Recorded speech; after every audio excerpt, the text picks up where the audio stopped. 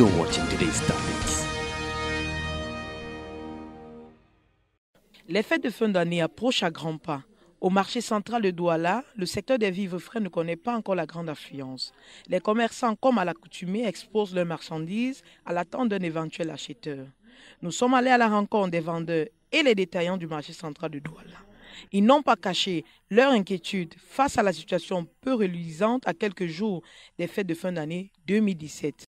Tout est devenu cher. Le riz, la tomate, en fait, je ne sais pas quoi dire. Je suis dépassé.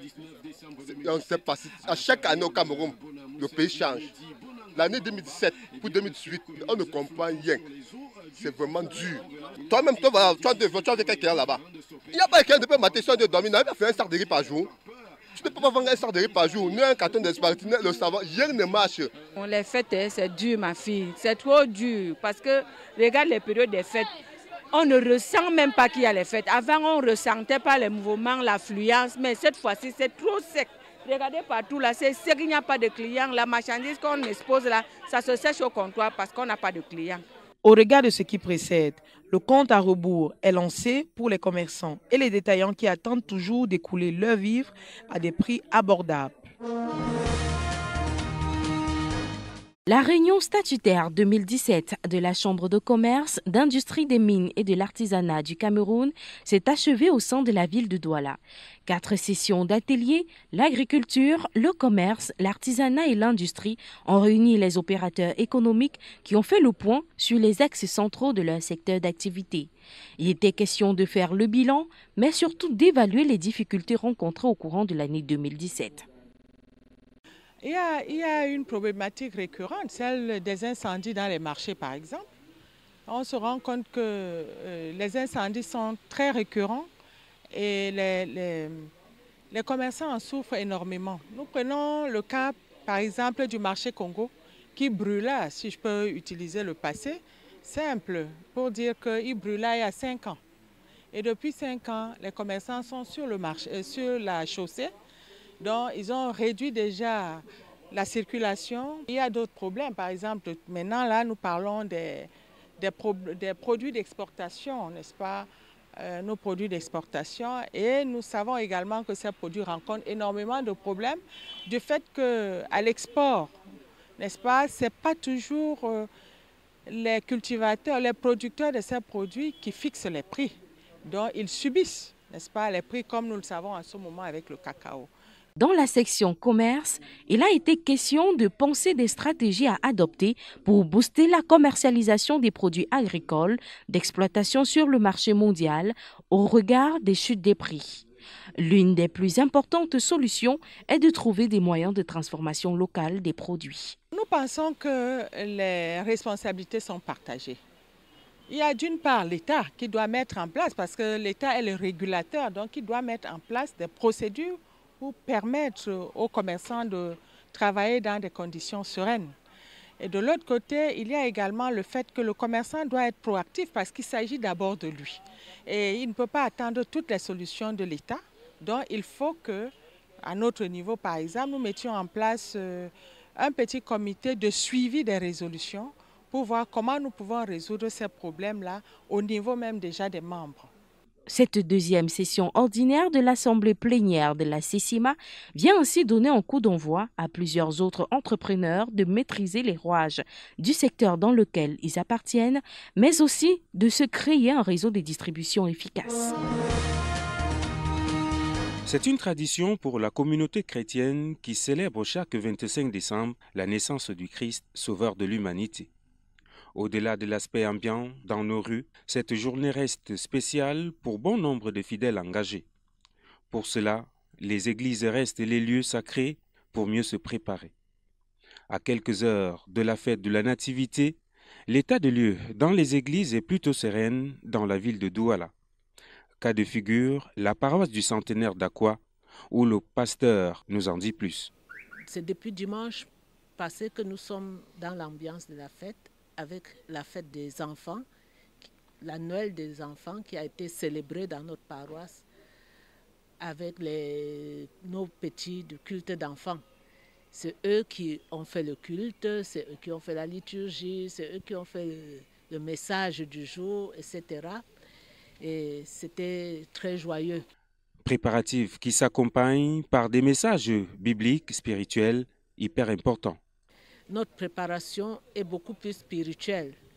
Nous essayons de préparer les chrétiens à cultiver cet esprit de paix, car il s'agit de se rappeler de la naissance de celui qui est le prince de la paix dans le monde.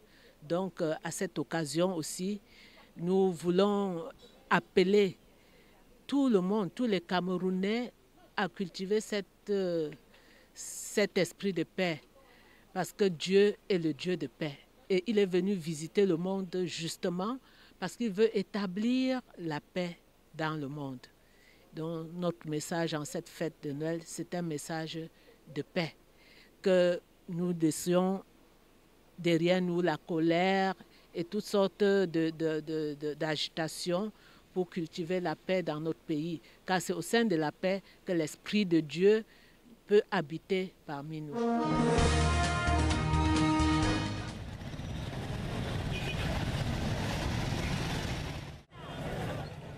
S'il fallait faire une transposition cinématographique, on parlerait de slow motion. Que ce soit donc en voiture, à moto, même à pied, difficile de se frayer un chemin sur ce boulevard qui dessert la douche municipale de Douala, comme c'est d'ailleurs le cas dans tous les points névralgiques de la capitale économique du Cameroun, surtout en cette période où les préparatifs de Noël ont atteint leur vitesse de croisière. L'embouteillage et la poubelle, c'est trop fort, on ne s'en sort même pas. C'est très grave. C'est pas si ici, on ne peut même pas travailler. Voilà. J'ai fait avec Panda là, au niveau de Tonnerre, là, au moins plus de 2 heures de temps là. Pour éviter de se retrouver coincés dans le piège des embouteillages, les usagers usent d'astuces et de stratégies. Non, c'est juste de sortir un peu tôt, commencer les achats un peu tôt.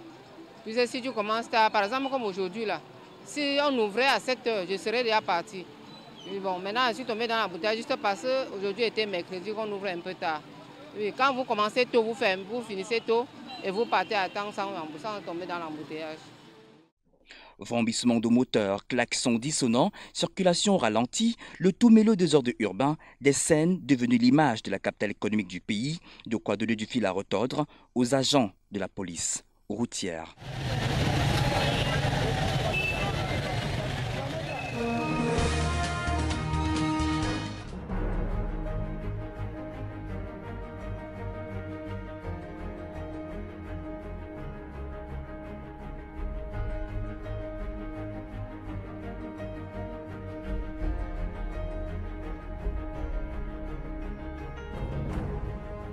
Voici la signature sonore et visuelle qui donne le ton, le tempo, l'esprit, le calibre de Cameroun 7 Télévision dans les ménages ici et là à travers le pays.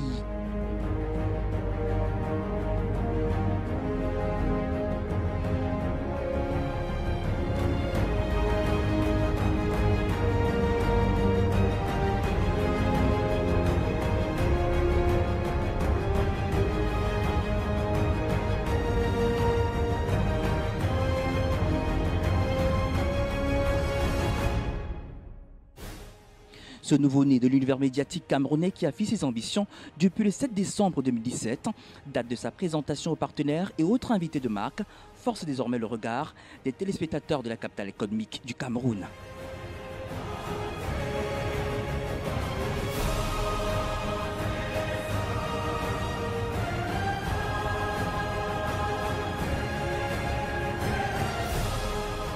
Eh bien, la télévision citoyenne continue dans sa lancée de la communication tous azimuts.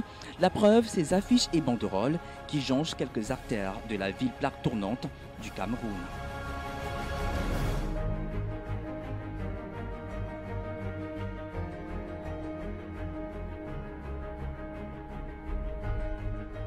Un déploiement qui se fait avec l'appui de nos partenaires de la communauté urbaine de Douala et de Média Plus, des structures qui partagent les missions, la vision et le credo de la télévision dont le focus est la proximité positive.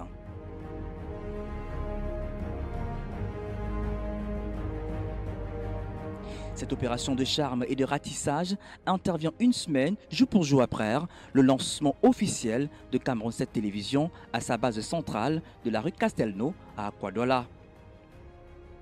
Nous avons prévu ce jour de marquer le coup en inaugurant les contenus de la chaîne à travers une petite cérémonie au cours de laquelle nous avons convié nos confrères de différents médias de la place, ceci afin de leur faire partager les valeurs de notre chaîne et aussi permettre qu'ils soient un relais de nos valeurs, de notre volonté d'apporter une nouvelle touche sur le territoire audiovisuel du Cameroun. Les impressions sont très bonnes en tant que d'abord journaliste et en tant que chef d'une entreprise de presse. C'est toujours important qu'il y ait un peu plus de pluralité dans l'univers médiatique camerounais. Et je crois qu'il a des potentialités, il a de l'expertise. Et surtout, j'ai vu un certain nombre de ressources qu'il a eu recruter par des confrères, des jeunes journalistes qui ont de la compétence. Je crois qu'en s'appuyant sur ces compétences et surtout qui donne la latitude à certains, à beaucoup, de véritablement s'exprimer, exprimer leur talent, je crois qu'il ira très loin. Avec 80% d'enseignement par le divertissement, Cameroun 7 Télévision se positionne comme la vitrine des talents de la jeunesse camerounaise. Cameroun 7 Télévision, le média qui rapprochera à coup sûr les Camerounais de l'essentiel.